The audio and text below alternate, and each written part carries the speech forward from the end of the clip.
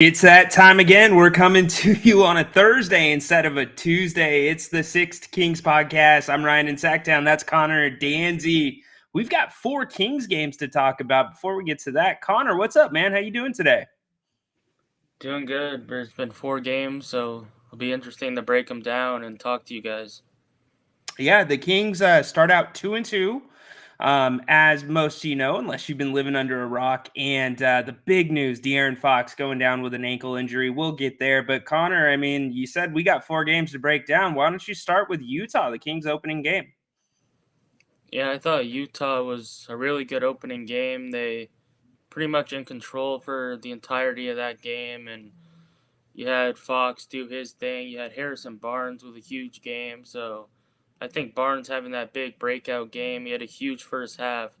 I think that was the best sign that we got at game one. Yeah, and I think depth too. I mean, you have to immediately look there because there wasn't much of a letdown when Mike Brown went to the bench in game one. And it is a little bit of a theme that we've seen throughout the first 4 games. But Harrison Barnes getting going was exactly what this team needed in game one, especially with some of the people that were really kind of questioning whether Harrison should have come back to the Kings and whether the Kings should have gone a different direction in free agency. But the one thing I'll say about Harrison, I talked about this on Grant's show, he really worked his mid-range game this summer. And that was something that the Kings were certainly lacking last year. They did not have a lot of guys that specialized in that area. Look at Sabonis. Struggled there in the playoffs, whether that was confidence, whether that was just needs to work on his jump shot, whatever you want to call it, it was what it was, and it hurt him in that series. But getting back to Barnes, he specializes down there from 10 to 15 feet. He can shoot that 1 foot fadeaway. And when he gets hot down there, it opens everything up for the Kings. So I thought that was certainly a bright spot. A lot of people talking about Sasha Vezenkov after game one. What did you think about him, Connor? Yeah, I think that the first couple games he played really well, and like Grant's mentioned a lot, we knew that he was going to have some off nights, and kind of had the first sign of that last night against the Warriors. His shot didn't really fall for the first time, but I really like what I've seen overall in the first 4 with him not being afraid to shoot. And how about the defense? It seems like he's really putting in effort on that end. He's surprising me on defense. He's a little bit quicker than I gave him credit for, at least watching the tape from EuroLeague. He's able to stay in front of people and at a kind of surprising rate because he's had some tough guards. I mean, specifically the one I think back to LeBron James in the Lakers game. He did not back down from LeBron, and LeBron backed him down like normal. So that was good to see. And also hitting the shot. Like you mentioned, he's been very confident with that jump shot, not hesitant to shoot. He did struggle last night, like you said. I thought he forced the shots a little bit, but again, you're without De'Aaron Fox, and we'll get to that here in a few minutes. So the offense has got to come from somewhere, and I think everybody across the board was just looking to step up in that game. But for the Kings, solid opener. I mean, one of the best openers I can remember from the Kings, specifically after last season when they started 0-4. But big win for them on the road against Utah. They get a night off, and then first of 22 or 21 or 22 national TV games against the Golden State Warriors Friday night. Golden One Center felt like it seemed like it was going to be game 8 of the playoff series from last year. But Kings Warriors, Kings ultimately go down with a really sluggish second half. Connor, anything really stick out to you in that game that was cause for concern if you're a Kings fan? Yeah, the only thing I look at in that game was De'Aaron Fox and what he did. It was almost like he had to put the team on his back at the end of the game. He was the only person that was keeping them alive in the fourth quarter. And we know how clutch of a player he is in the fourth, but I like to see he needs help from other players in the fourth, and he can't do it all himself, and that could be a potential problem. That was kind of what we saw last year there, Connor. I mean, everybody in Sacramento is calling it the Fox quarter instead of the fourth quarter.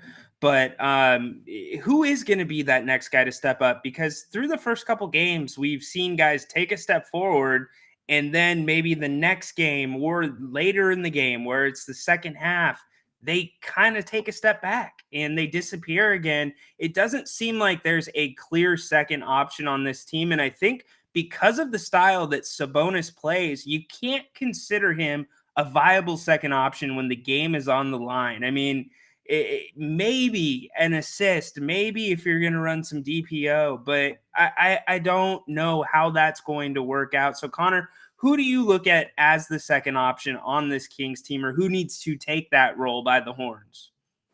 Yeah, I think a lot of people are expecting it to be Keegan Murray, and he's had some, it looks like, confidence and shooting issues in the first few games. So right now, my answer to that would be Malik Monk. With what we saw in overtime against the Lakers, he had a pretty good game with Fox's absence last night, and I mean, I think that he's a really good playmaker, and he took over. What do you have? 10 points, 11 points in overtime. He's one of the only guys in the NBA that's not really considered a star that can do what he does when he just can kind of take over games at points. Interesting. So I think you bring up a good point there. Yeah, Malik can take over games. I mean, the first one that comes to mind is the Clippers game last year, which arguably was the best regular season game in Kings history. But Malik, it seems like he can't take over a game if he's the go-to guy. If you don't have Fox on the floor next to him, then you see some struggles, because last night would have been a perfect example for Malik to be that guy, and it didn't happen. He had some clean looks at times in the fourth quarter, but Sabonis was the one that really kept them in the game down the stretch. Yeah, Sabonis had a shot that banked off the glass over Draymond that is what tied the game. Then unfortunately Clay hit the game winner, but that showed maybe that Sabonis, it was a mid-range jumper. It I love was, the yeah. confidence, and he knocked it down. Maybe it was lucky off the glass, but I really like that if we can go to Sabonis, like you said, maybe he's a guy that you can't really rely on at the end of games to make shots, but that was certainly a good sign. Yeah, absolutely. And at the end of the day, he's one of those guys. He's in a handful that play that position in the NBA that play it differently. They're part of that new age that we talk about in the NBA, because they can do a little bit of everything. And granted, Jokic, who there's only one Jokic, but he has a little bit better of a jump shot. He's a little bit better behind the 3-point line than Sabonis. But he just plays the game different, both Sabonis and Jokic. So he is a guy that you've got to look at, but I just don't see him getting the opportunities. He made the most of it last night, but we can't discount the fact that he missed 5 free throws last night. And that's a big reason why the Kings have actually struggled out of the gate at 2-2.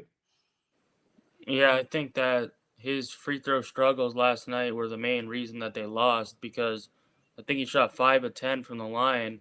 If he shoots just 70%, the Kings come out with a win. And I know that you can't put it all in the hands of Sabonis because he had a great stat line like he always does, but at the end of the day, you need your other guys to step up. The whistle was a little weird in the fourth quarter, but I look at that big shot clock violation play that they had where Barnes kind of bobbled it. And like you guys said last night, that can't happen in such a clutch situation.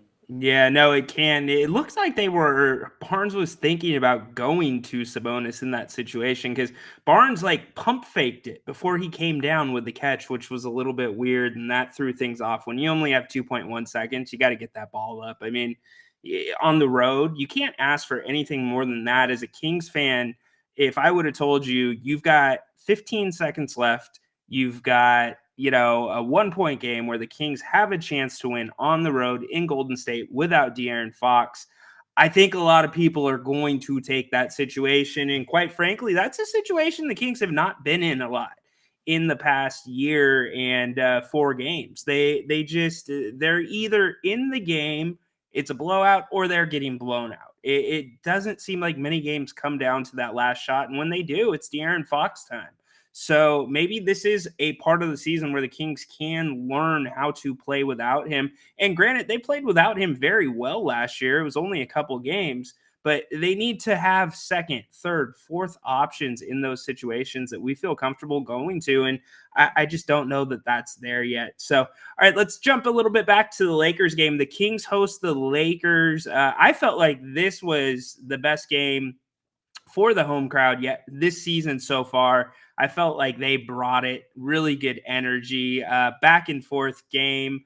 gritty game. De'Aaron sprains his ankle, which we'll talk about some more in a second, but ends up coming back and finishing the game out. Kings win in overtime against the Lakers.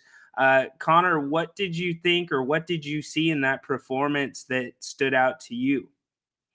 Yeah, I think we go straight to overtime when Sabonis was fouled out by then and Fox was in the locker room. So that's when I think a lot of Kings fans were wondering where are the points going to come from? Is it going to be Keegan? Does Herter step up? And it was Malik Monk who just took over that game, like we mentioned before. And I think that was a big thing to have him, a guy like him, just take over when you have stars like Anthony Davis and LeBron James on the other side. And to come out with that win on the home floor was huge. Yeah, can you imagine? Grant brought this up last night. If that one slipped away from the Kings, that this would have been a much different start to the season, and they really easily could be 1-3 because that game was right there for the grab or up for grabs. But they ultimately come out with the win. Now, coming into that game, all of the talk in Sacramento was about the two guard position and Kevin Herter, and Kevin struggled mightily through the first two games. What did you think about Mike Brown sticking with Kevin as the starter in the Lakers game and how he bounced back? Yeah, I think it was too early to even think about taking him out of the starting lineup, and he had a decent game. So you got to put trust in your guy. Like I mentioned on the last show, you won 48 games as him being your starting two guard last year.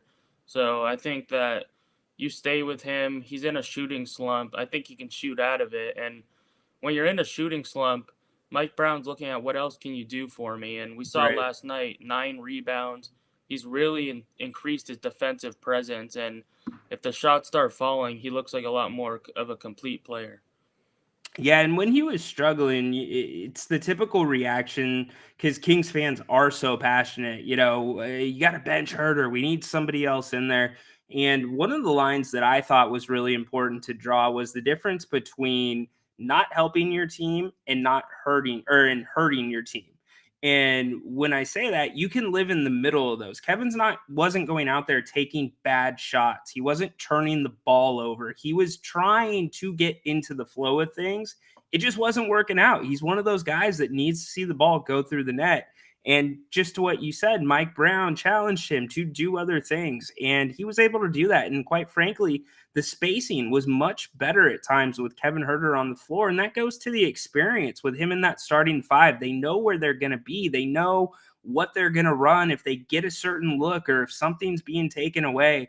And that's that continuity that you look for when it's a team that has some experience like the Kings do playing together. But it was nice to see Kevin bounce back. He hits a huge three down the stretch of that game, gets the defensive player of the game chain, lights the beam, does all that. So hopefully that has him back on track. Last night he had a really, I thought, a good game considering he hit his shots early, as Grant pointed out, but I thought that down the stretch he hit a huge shot over Draymond Green, a little runner down the lane, which was pretty damn impressive. But he's gonna do what he's gonna do. Hopefully that jump shot starts falling a little bit more, and I think it will. He looks like he's playing with a little bit more confidence. But again, as you pointed out, small sample size. We're only 4 games into the season, but I would say, in my opinion, he's cemented his place for now in the starting five at the two guard.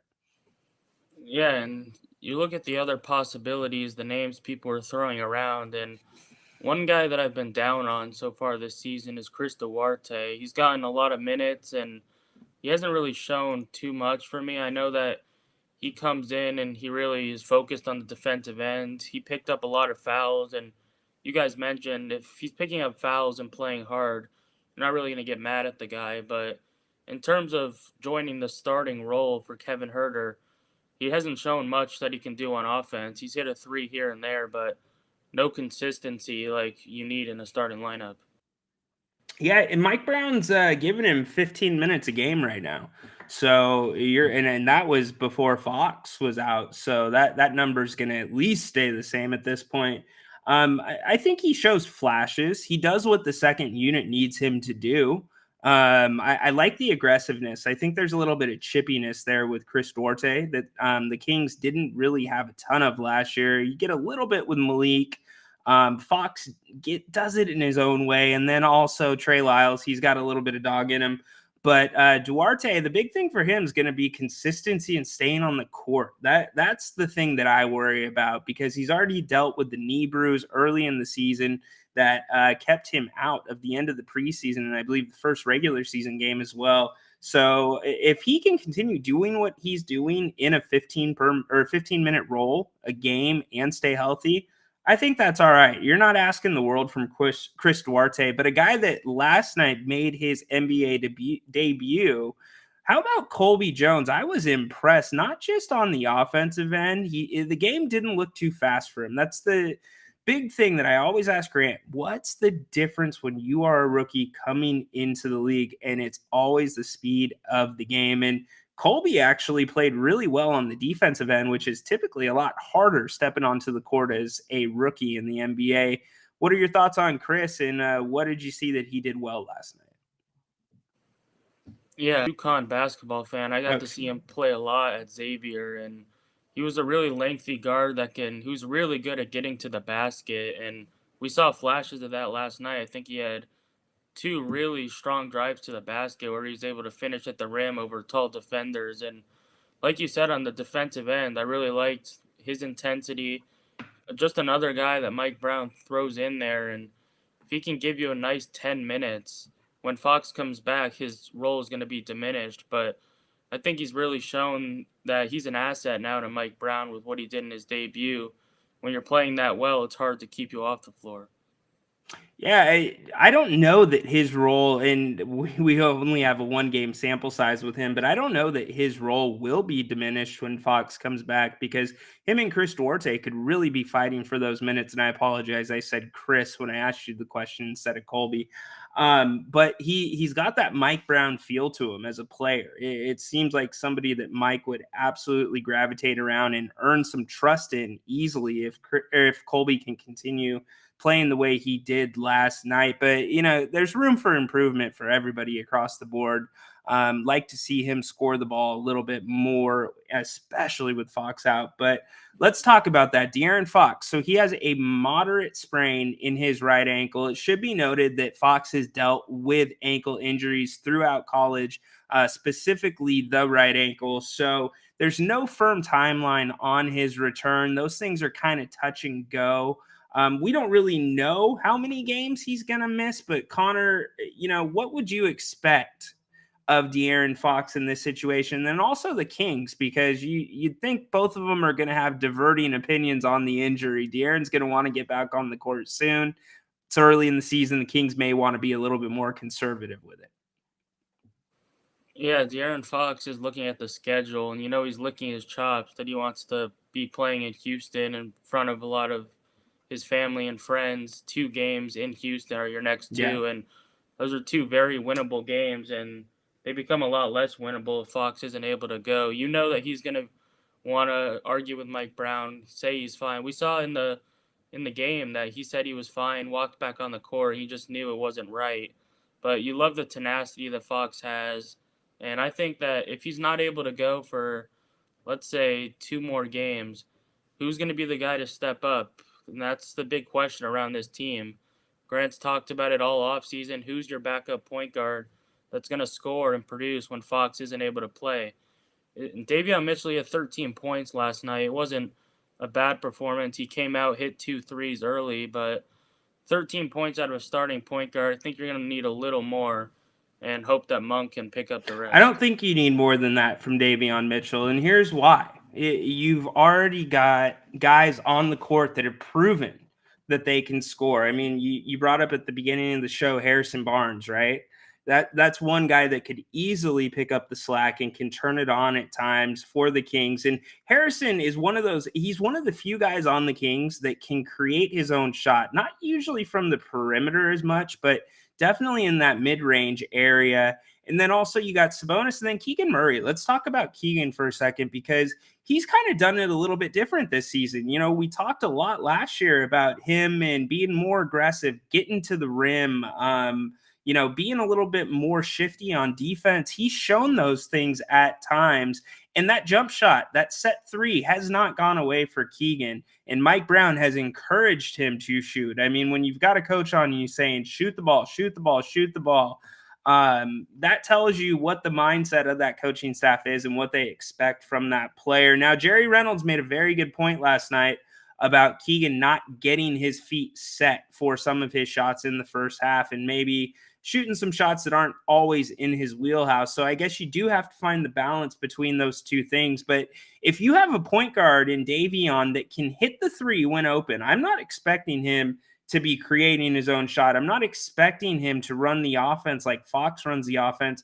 But what I do expect him to do is to make sure that he's making the right play and distributing and switching things up at times, not being robotic. And if Davion can do those things and make that three when open, I think that's enough for the Kings. He gives you 13 and you get a balanced scoring effort from everybody else. And that includes Kevin Herter. He's got to have more than 11 points. But all five starters were in double digits last night. I just think you needed more from Keegan. You needed more from Harrison.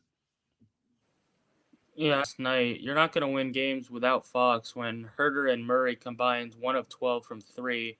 You don't expect that to be a trend that happens every night. So if they just go 2 of 12 instead of 1 of 12, the Kings win that game last night. So obviously, you look at those two guys, they're capable shooters. They need to, I don't know if it's a confidence thing. You just keep shooting the ball, they're going to fall eventually. Seen them do it in the past. They're too talented to be struggling too much longer. It's only 4 games in. Yeah, exactly right, Connor. So you brought up the next two games in Houston. I want to read the schedule off for you. So you've got two in Houston, then you've got Portland, you've got OKC, you've got Cleveland, you've got the Lakers, you've got the Spurs, then you've got Dallas and two matchups with the Pelicans. So that right there is just over about a month and a week of basketball. So that would, in my opinion, be on the more conservative side of things for De'Aaron Fox and this ankle sprain. That's a stretch of basketball that's sustainable, in my opinion, for this team to be without Fox and have a 500 record. But it starts with the games that you have to win. You've got to look at your Houstons. You've got to look at your San Antonios. You've got to look at, I would have said New Orleans heading into the season, but New Orleans is playing good basketball right now, much like they did last year when Zion was still on the floor. They started off hot. So there's winnable games here, but I don't think there's any way De'Aaron's playing in Houston as much as he would like to do that in front of his hometown. Yeah, the schedule upcoming, I was looking at the next 10 and I thought De'Aaron Fox is good to go. 7-3 is the good number, I think, and without Fox, like you said, just play 500 ball, 5-5. Some good teams like Oklahoma City and Cleveland that you have to run into, but you take care of the Rockets twice, you beat the Spurs, beat some of these other teams that probably aren't going to be around comes to March and April. I think that they'll be in good shape. You just, like you mentioned, you don't want to rush Fox back when, I mean, he's your precious gem of this franchise. You don't want him coming back too soon. You don't want this ankle injury kind of lagging on for too long. Yeah, isn't it ironic that he sprains that right ankle right after he debuts the Curry brand and he debuts the signature Curry shoe, first signature Curry athlete besides Steph. One thing, and I don't know, maybe I'm making too much out of this, and I get that Steph's had his ankle problems and he wears low tops still, and the technology in those shoes is probably as good as it's going to get for ankle support, but that's a low top shoe. To me, that's a problem in the NBA, especially if you're a player that has ankle injuries. We've seen it across the board with guys that have struggled with ankles. And then we've also seen guys like Mike Bibby. He wore lows his entire career. I mean, I wonder if that contributed to it because De'Aaron was not wearing a low shoe before he debuted for the Curry brand.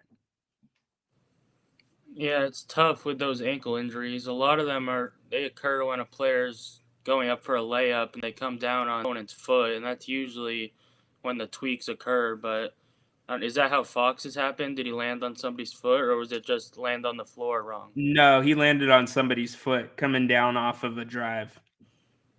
Yeah, so I don't know how much shoe technology is going to prevent things like that with how fast these players are going, and the contact is pretty much inevitable, I think. But you make a good point with low top versus high top. That could be a factor in the situation.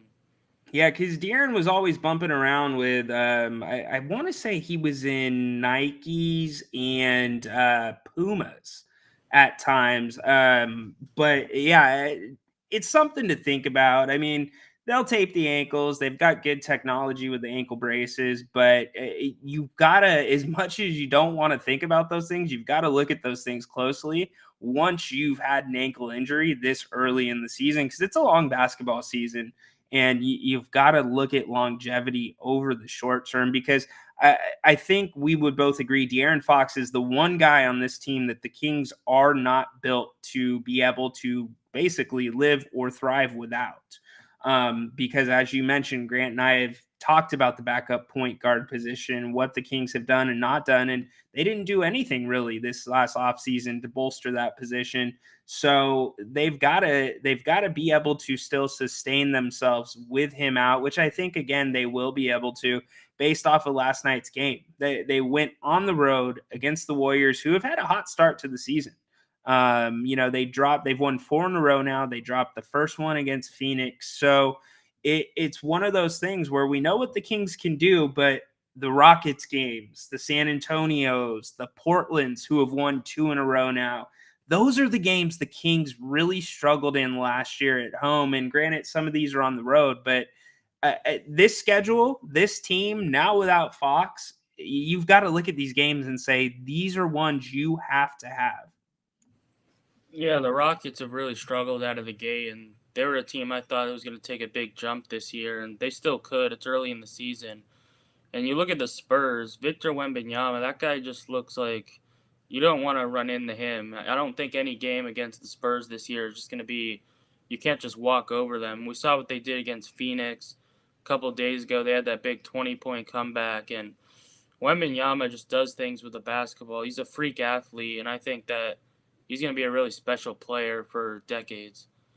No, there's no doubt about it. If he can stay healthy, we always give that disclaimer, but especially a player like him who's long and lean, that's where you can have issues with your ankles, with your knees, etc. So just a couple other things before we kind of wrap up and talk about some miscellaneous things around the league. I want to remind you, make sure you go to, if you don't like that, Grant Napier's YouTube channel for all of our Kings coverage. You can find pregame, postgame, and halftime shows with Jerry Reynolds for every single Kings game. Jerry's joined us every halftime so far this season. That's been a lot of fun. So if you haven't already, go subscribe to that. Give us a thumbs up. We'd appreciate that. Also, go download the PSF app. Pro Sports Fans. It gives fans a seat at the table for the first time. It's a really cool app that allows interaction directly between the media casters and the fans. Grant and I will be covering the Kings on the PSF app this season. Look for content to be coming very, very soon from Grant and I on that. But really great app, available in the Android store and also in the Apple store. We'd appreciate you giving that a download and checking us out on there. But for now, this is the Six Kings podcast. I'm Ryan in Sacktown. That's Connor Danzy. All right, Connor, let's talk about the biggest transaction so far in the young NBA season. James Harden finally gets his wish and is moved to the LA Clippers. What are your thoughts on the move and how does it affect the Clippers, Connor? Yeah, we were talking. There was a lot of rumors around the league for a while with James Harden's name connected to the Clippers, but unlike Damian Lillard and the Miami Heat, this one actually was pulled off, and it was a huge package. Not a lot of great talent that the Sixers ended up getting. They made some moves, and the Kings ended up getting one of the guys involved in the trade as well. But I look at James Harden and the fit on the Clippers is the same thing that we've seen the past couple years. I don't think that teams, when they have aging veterans, you now have Paul George, Kawhi Leonard, and James Harden, Westbrook, all on the same team. I've said this for years. There's one basketball we saw in Brooklyn. That experiment didn't work out. We look at in Dallas, that hasn't worked out early, and in Phoenix as well. I just don't think that James Harden is going to be the piece that's going to put you over the top and win you a championship. We haven't even mentioned all the off-court issues, and at this point, I'm getting sick and tired of hearing every day Harden's not at practice. Where's Harden? This and that. Just at some point, somebody has to put an end to it. Well, it's kind of his MO. I mean, you're not going to change his ways. I think it's part of the deal with Harden. It's part of the Harden experience. You know he's going to miss practice. You know that, he's going to have some other interests off the court during the season. But if I look at the Clippers, does it make them that much better? Not on the whole, not over the long run, because of some of the reasons that you listed. Age is a big one. Also, I just don't know how Paul George, Kawhi Leonard, and James Harden is really going to work out, because you're talking about three ISO players for the most part. Those aren't guys that usually move the ball around too much. Those are guys that you go 1-4 down and you let them go to work. So, if they can find a way to exploit mismatches and also get some other guys involved, because you're going to have bench support around them, maybe it works out here and there. Certainly, could they pop up every now and again and have monster games? You betcha. I mean, that's what worries me about them and the Kings, because it's one of those games where it's like, all right, well, I could see all three of them playing, Harden going off and Kawhi dominating the boards, etc. So it is what it is. I don't think it's a championship move. Doesn't move the needle whatsoever. And I don't know if you saw, but the Clippers locker room. So they posted a video of James walking in.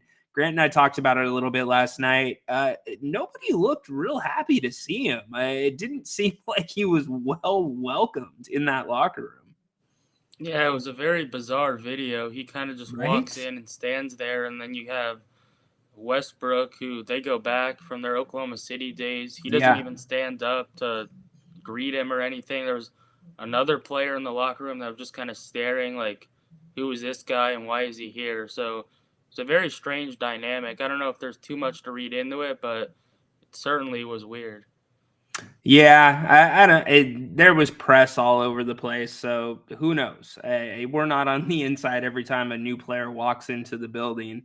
You don't usually see that too much, but yeah, we'll see. I mean, think about the Golden, or not Golden State, but the Oklahoma City days. There's only one basketball, okay, and those guys were a little ball dominant back in the OKC days. I mean, you think about Kevin Durant, who was the biggest star out of all of them. He required the ball the least. I mean, he's the one that you could work around if you wanted to, and he made the teammates better. Those other guys, again, ISO guys, they need to get their shots.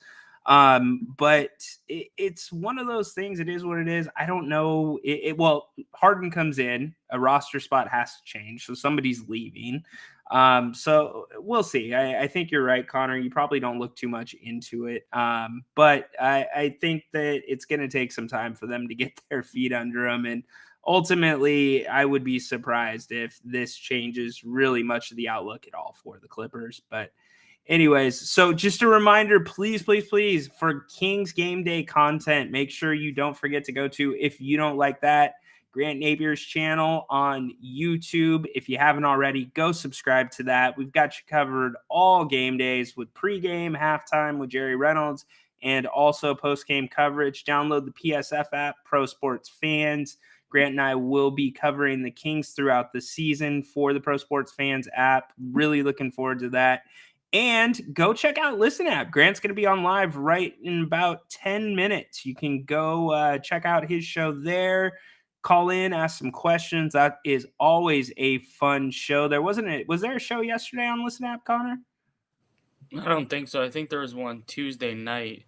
Okay, so this might be kind of the open forum day. If you got any fantasy questions and whatnot, I'm sure the Kings and the 49ers with the acquisition of Chase Young will be big topics during that show. But we've got you covered here too for the Kings. So make sure if you're not able to catch the show live right now on YouTube, that you go to Spotify, Apple Podcasts. You can find it there and download it and listen at your leisure. We'd really appreciate it. Connor, I appreciate you coming in today. We're going to have much to talk about next week. We'll have a couple Rockets games, and we'll see how the Kings shake out with a couple more looking like without Fox. So I'm going to put you on the spot. If we come on next Thursday, we're going to have 3 games in between that. What's the Kings record? You got 2 against the Rockets and 1 against the Blazers. As much as I want to say 3-0, if we don't know the situation around Fox, I'm going to say 2-1. I'll say they dropped the second one against Houston. Okay, Connor's got 2-1. We'll see if that comes true. We will be back next week. For Connor Danzy, I'm Ryan in Sacktown. Appreciate you tuning into the Six Kings podcast. We will see you next week. Light the beam, go Kings.